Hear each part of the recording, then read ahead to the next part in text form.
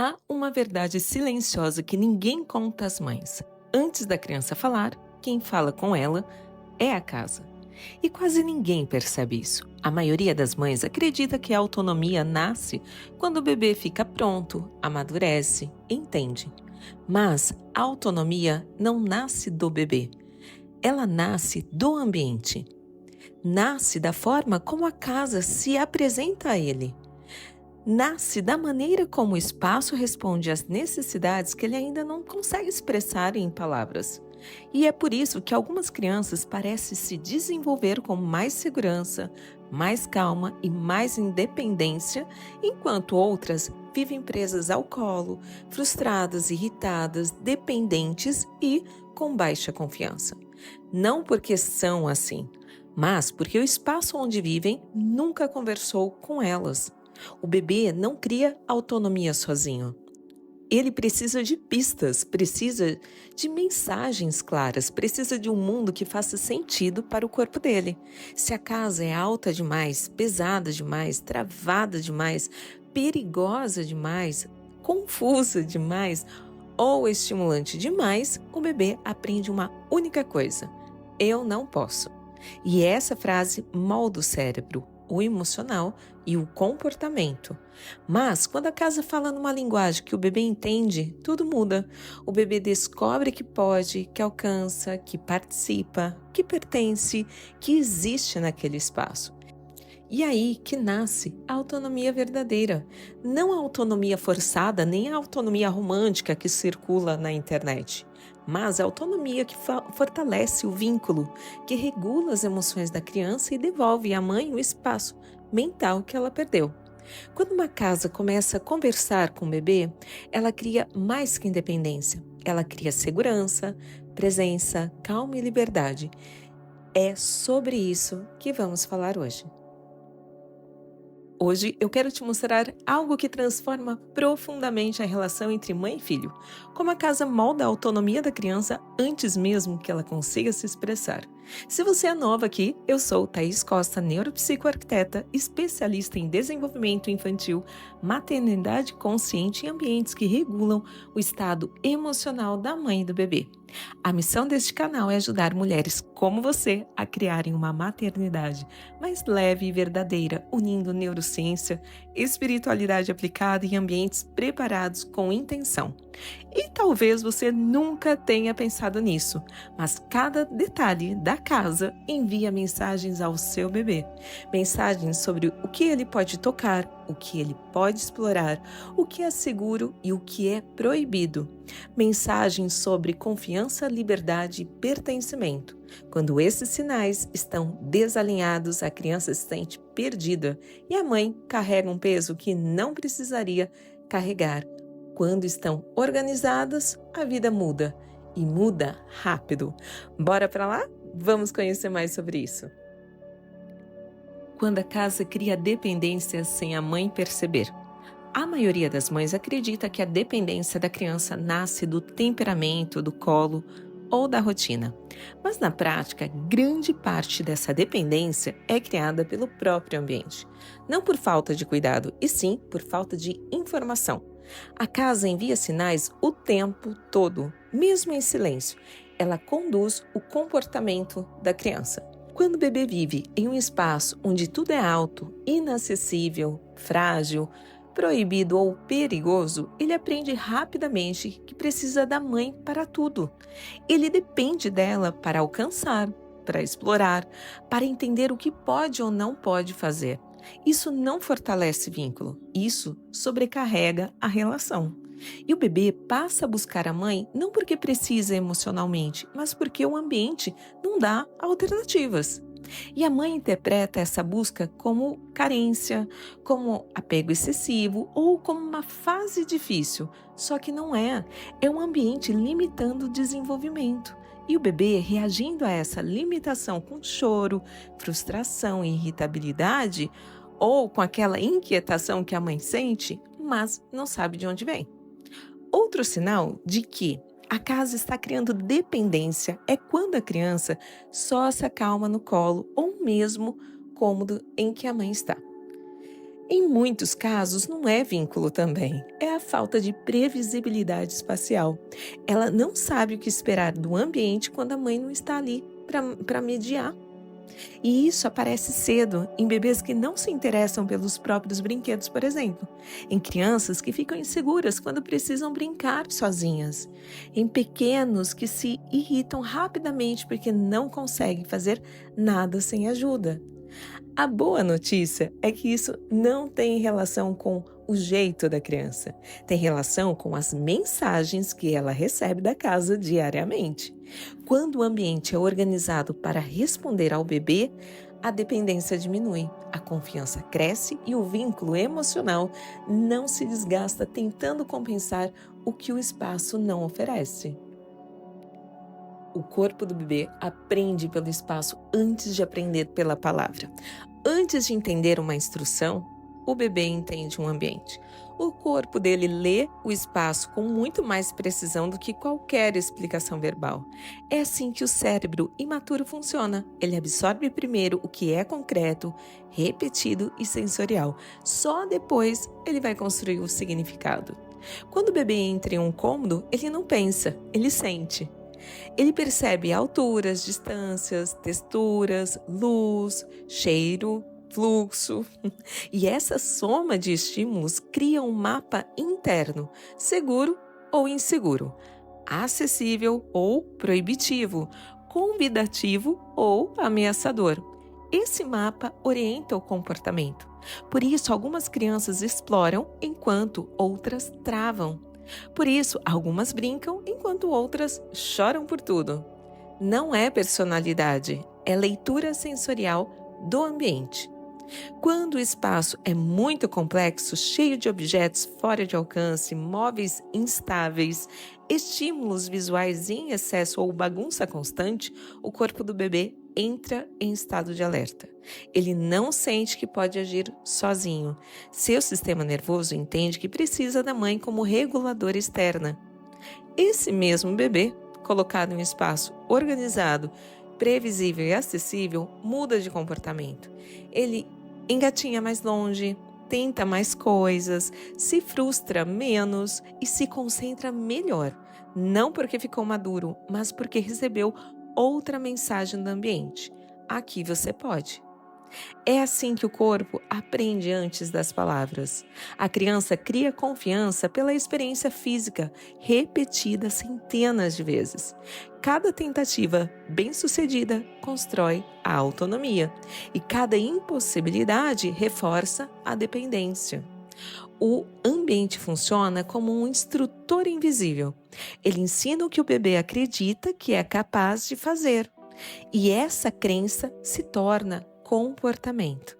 Quando a casa fala a língua do corpo da criança, a autonomia deixa de ser um esforço e passa a ser um reflexo natural. Os 3 níveis da autonomia: a espacial, emocional e energética. A autonomia infantil não nasce de um único lugar. Ela se constrói em 3 camadas que funcionam juntas, que é o espaço, a emoção e a energia do ambiente. Quando uma delas está desorganizada, a criança perde a segurança interna. Quando as 3 trabalham a favor, a autonomia aparece sem esforço, sem conflito e sem cobrança. Vamos falar primeiro da autonomia espacial, que é a base mais concreta. A criança só desenvolve iniciativa quando o ambiente oferece oportunidades reais dela agir. Alturas acessíveis, objetos estáveis, caminhos livres, previsibilidade visual. Ou seja, quando o espaço responde às capacidades do seu bebê, ele não espera instrução, ele age. E quando o espaço bloqueia, vai ser o contrário. Ele vai pedir por ajuda, ele vai travar ou até mesmo ele vai chorar. Essa é a primeira camada da autonomia. A criança só faz o que o corpo consegue acessar. A segunda camada da autonomia é a emocional. Ela vem da forma como a criança se sente ao explorar. Se o ambiente é caótico, imprevisível ou estimulante demais, o sistema nervoso entra em alerta. A criança fica insegura e busca a mãe como reguladora emocional. Não é falta de coragem, é falta de estabilidade sensorial.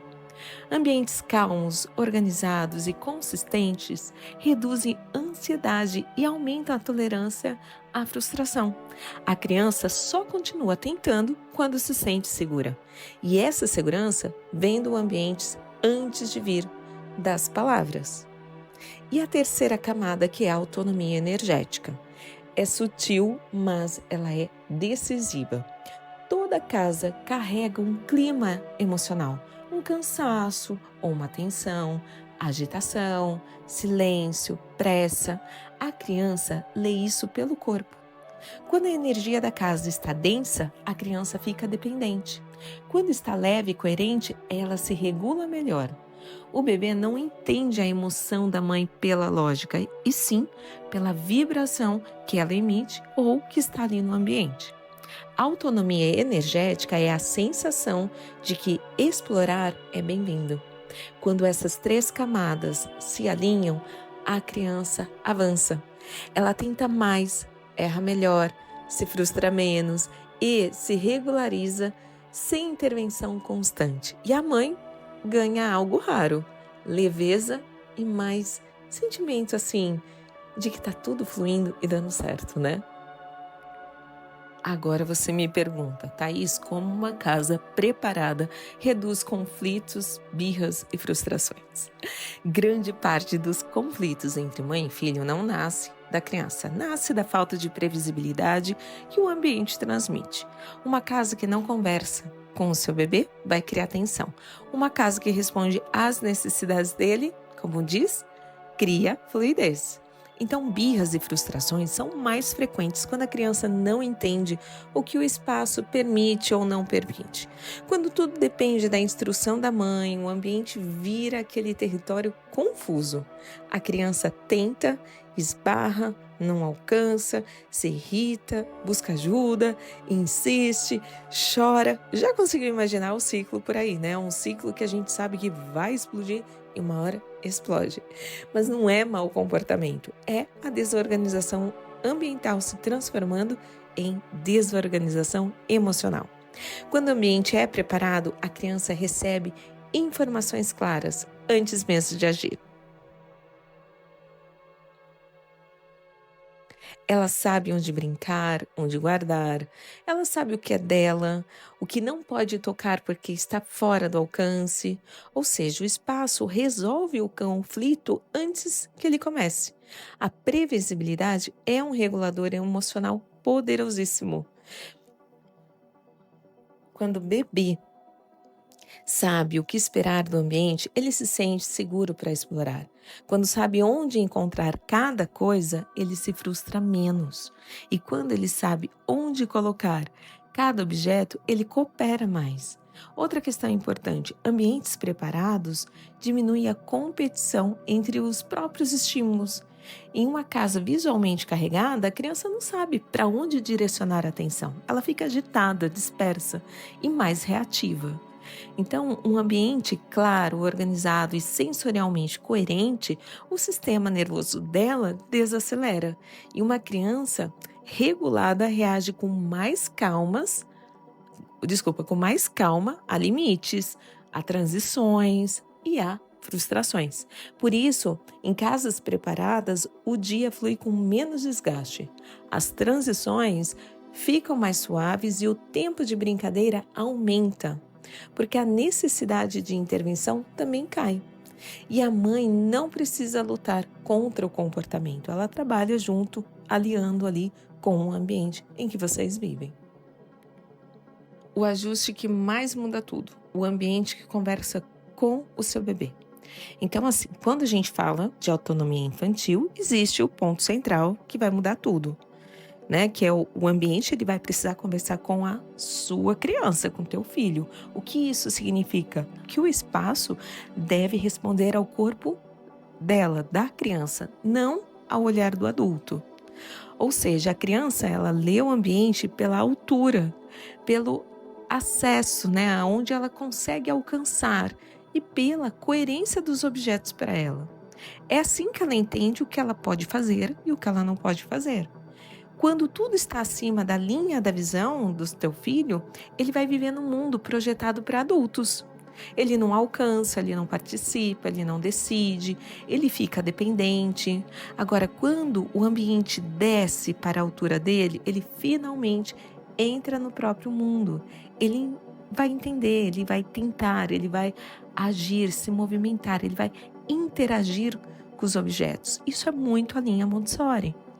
Outro ajuste essencial que, além das alturas, é a estabilidade dos objetos, e isso é muito importante.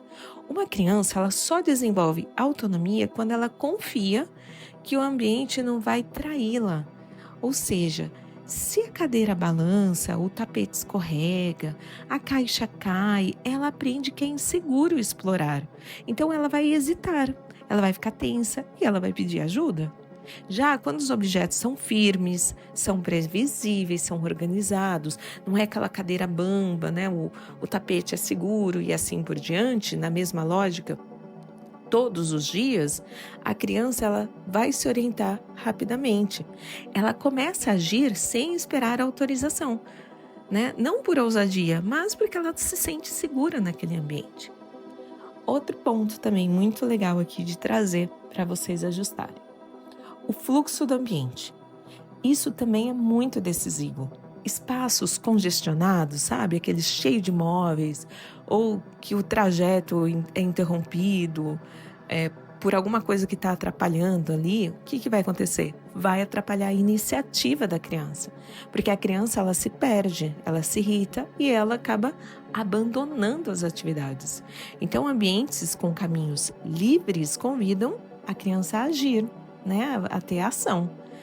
Então é muito importante quando eu trabalho com os quartos infantis, eu chamo de centro livre, tá? É uma terminologia apenas que eu utilizo aqui para dizer que é um espaço para que a criança possa livremente brincar, acessar e depois conduz essa criança a retirar os objetos para voltar a ser um centro livre. E para casa é a mesma coisa, a casa ela tem que estar com esse fluxo livre, tá? Outro componente super importante, que já toquei aqui no assunto, é a clareza visual. Então, a criança, ela precisa identificar o que é dele, sem depender da mãe. Quando os objetos essenciais estão visíveis, acessíveis e organizados de forma lógica, ele entende o que fazer. Ou seja, você ajusta, né, os objetos de uma forma que ele entende que tem, de repente, um começo, meio, fim. Por exemplo, o Montessori usa muitas bandejinhas de atividades, porque ali já conduz uma certa lógica de atividade, e assim para tudo, para vestimenta, para um brincar, para um organizar, tá? Então, através da acessibilidade, obviamente, e da clareza visual, né? O que você não quer que teu filho acesse, não vai estar acessível e nem estar ali à vista, né? Pode estar até à vista, mas não vai estar acessível. Ele vai entender que ali já é uma altura para adultos, tá? Ou seja, tudo isso, a clareza visual, além de ser acessível, organizado de forma lógica, a criança ela vai entender o que vai fazer e a própria casa ela vai instruir, ela vai apoiar, ela vai conduzir as atividades ali. Então você pode estar organizando a clareza visual de forma intencional, né, daquilo que você gostaria que ocorresse. Não é o que vai ocorrer, né, expectativa versus realidade, mas é como você organiza, você vai ter uma resposta, tá?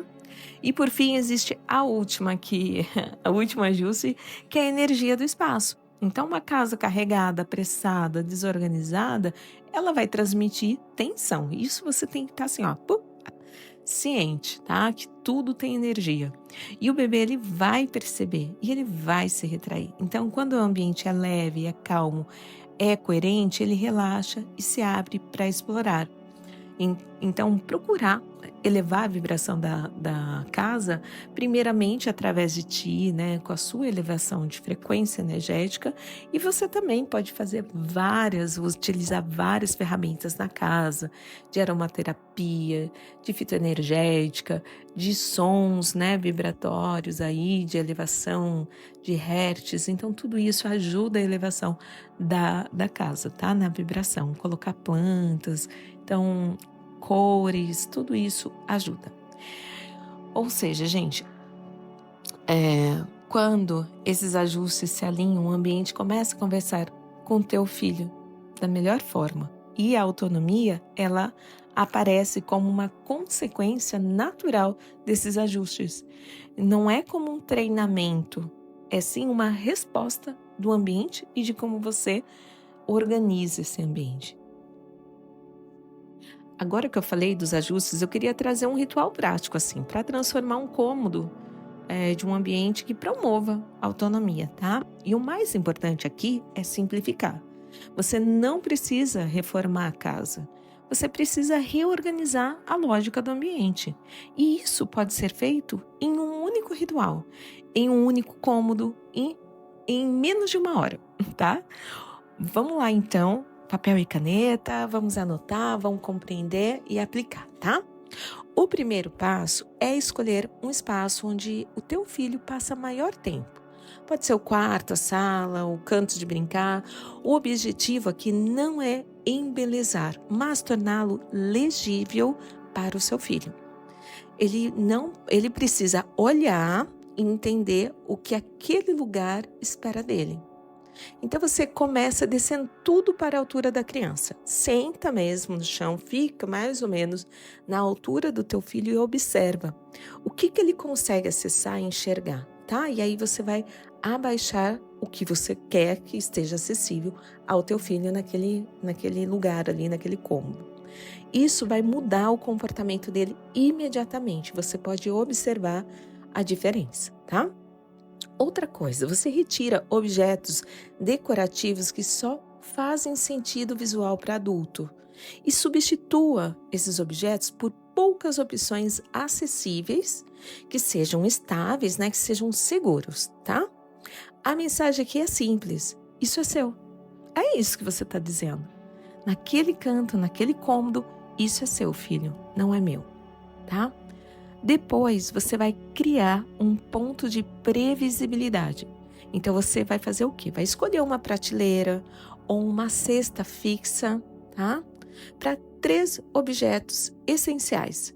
Então, você vai escolher um objeto de movimento, um objeto de manipulação e um objeto de concentração. Não precisa mais que isso. Quando há poucas escolhas, a criança entra mais rápido na atividade e ela vai permanecer nela por mais tempo, tá bom? Em seguida, você vai organizar o fluxo do ambiente. Então, você vai liberar o chão, tá? Liberte o chão, tire móveis que estão bloqueando o trajeto, se coloca no lugar do teu filho. Tá bom? A gente tem a habilidade de desviar de algo, mas a criança ali se torna um grande transtorno, tá? Ela precisa de caminho para engatinhar, para alcançar, ela precisa circular, ela precisa testar o próprio corpo. Se ela esbarra em tudo, ela perde a confiança e se o caminho é livre, ela vai avançar, tá? E agora, por último, ajuste a energia do espaço. Abra a janela, deixe o ar entrar, retire o excesso visual, dê a oportunidade para o ambiente respirar. Olha, uma casa leve regula o sistema nervoso, tanto nosso quanto da criança, tá? E só mais um negocinho aqui, ó. Por fim, faça um teste bem simples. Senta no chão, na altura do seu bebê e olhe em volta. Se você entende o que pode ser feito ali, o bebê também vai entender. Se fica confuso, reorganize até que o espaço comunique a intenção que você queira, tá? Olha, esse ritual, ele parece pequeno, eu sei, ele é simples, mas quando a criança, depois que você fizer, quando a criança encontra um ambiente que conversa com ela, o comportamento dela muda. Você vai ver a autonomia dela surgindo e você vai sentir pela primeira vez que a casa está trabalhando a seu favor e não contra, tá bom? Faz e me conta aqui nos comentários depois como que foi a transformação aí na casa do seu pequeno em relação à autonomia do seu pequeno e da sua pequena. E é isso, minha amiga, o ponto central desse vídeo é simples, a autonomia não nasce do esforço seu, de ninguém, nem da cobrança e nem de técnicas isoladas, que é o que a gente mais vê. Ela nasce de um ambiente que faz sentido para a criança. Quando a casa conversa com seu filho, ele responde com iniciativa, calma e segurança. E você sente essa mudança no próprio corpo. Os dias vão ficar menos pesados, os conflitos vão diminuir e o vínculo deixa de ser aquele consumo emocional e volta a ser a conexão verdadeira. Transformar um único cômodo já cria esse movimento interno. Comece por ele, tá? E, mais uma vez, o que eu não canso de falar aqui nesse canal não é sobre perfeição, é sobre intenção. A criança cresce dentro do que você cria ao redor dela. E quando o espaço passa a refletir respeito, clareza e acolhimento, o comportamento acompanha. Se esse conteúdo fez sentido para você, compartilhe com outra mãe que está tentando criar uma rotina mais leve e consciente. Aqui no canal, a minha missão é te ajudar a construir uma maternidade com mais segurança, presença e verdade, unindo neurociência, ambiente e o seu estado interno como mulher. Obrigada por estar aqui e cuide do ambiente que cuida de vocês. Um abraço de mãe para mãe.